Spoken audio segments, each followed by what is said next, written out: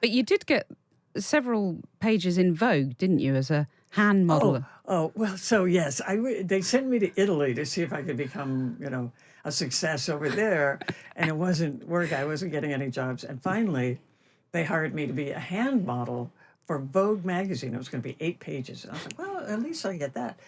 And when I got there, they thought my nails were too long, so somebody trimmed them, and then they said, well, now we can't even show our hands because they're too short.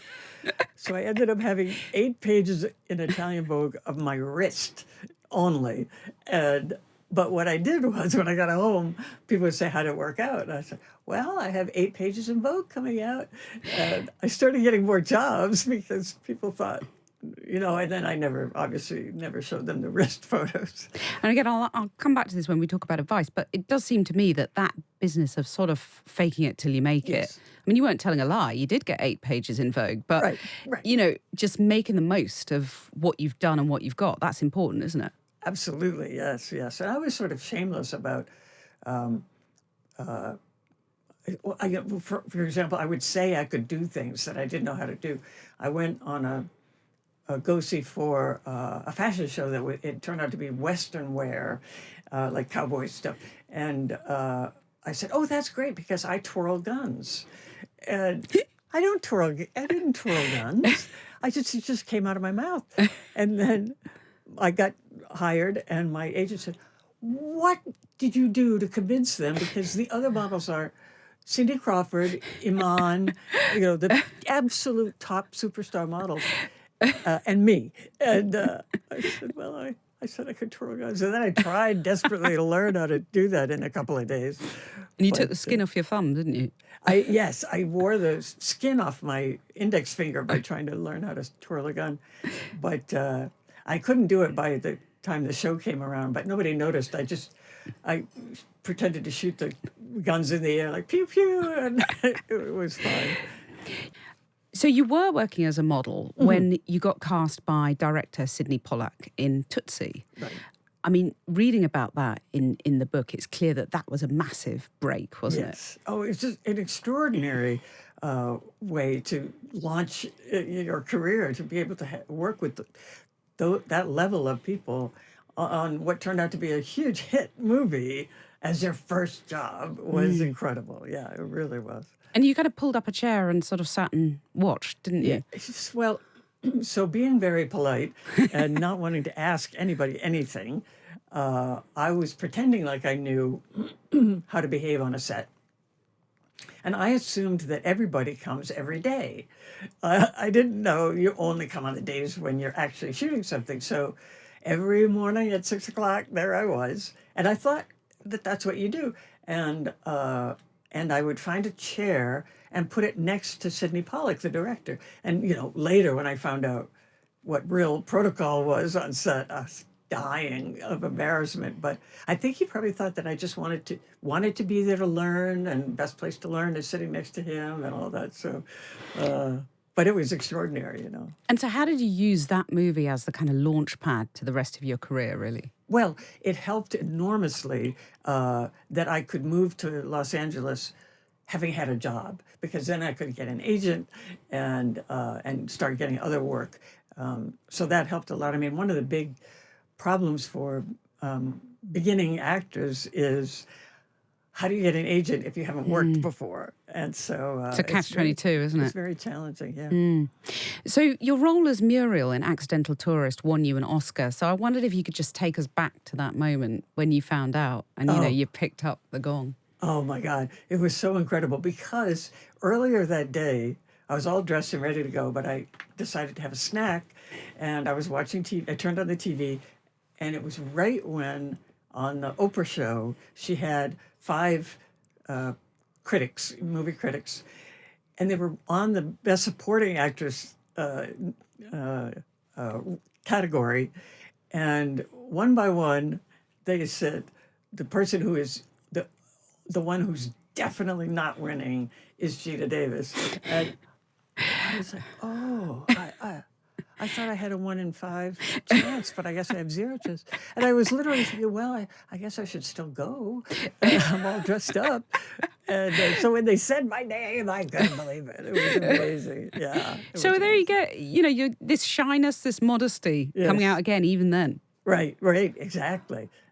Yeah. It was always, I didn't know until many years later, but that I had a voice in my head, and I think a lot of people can relate to this, but telling me I wasn't doing a good job. Oh, what you just said is embarrassing. You don't look good, or whatever, and so it was always playing that message. How did you end up conquering that? It was actually through taking up archery, of all things. I was Another incredible twist in your another career. twist. Yes, I was 41, and I took up archery just on a whim. I had seen it on TV, and I wanted to try. And my coach, a little while in, started asking me, "What were you just thinking when you shot that arrow?" And I would say, "I was just thinking I suck." And what were you now thinking? I was thinking you think I suck.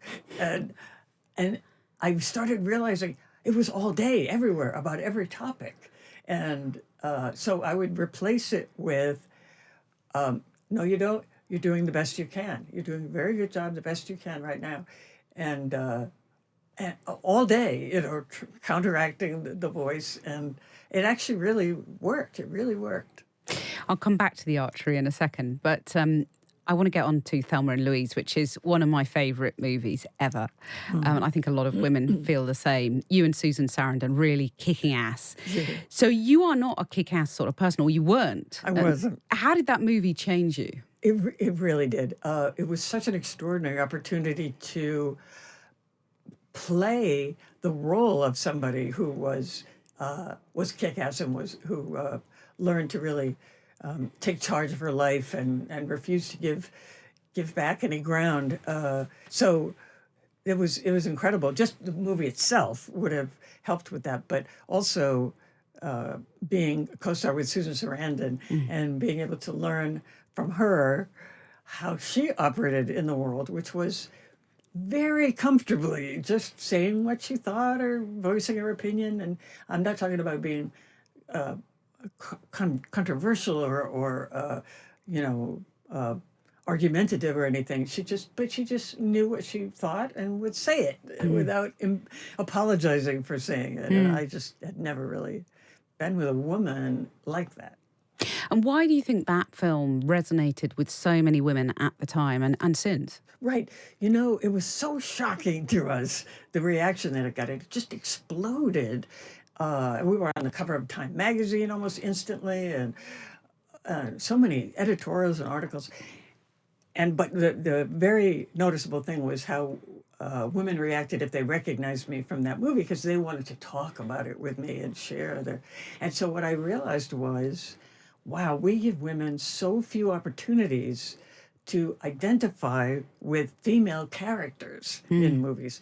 And I changed my thinking completely. Like, wow, I'm going to really think about that when I choose roles. But you've been very honest about how film roles started to dry up when you were in your early 40s. How did you deal with that? What kind of toll did that take on you? It was shocking. I mean, I had heard many, many times all about this concept that women sort of fall off the map in their 40s, roles dry up. And I thought, because Susan and Meryl Streep and, Sally Field and all those women were a little bit, maybe 10 years ahead of me. And I thought, well, that's not going to happen to them. So that'll be cured. I don't have to worry about it. Or I'm sure it won't happen to me, even if it still is a thing. And then to find out that it did happen was stunning. It was, I got very sad about it. Do you think you got depressed? Yeah, I did. I did feel depressed for sure. Yes, because to have the thing you love and what you is your entire expression taken away without you wanting it to be, it felt sort of like forced retirement. And was it archery that helped you get through that period? Well, it coincided with not having being so as busy as I was. when I took it up, so I became obsessed with it. I had time to practice 5 hours a day, and, which I did. And you became a semi-finalist for the Olympic trials. That's I mean, right. you got really good at it. I got good at it, yeah.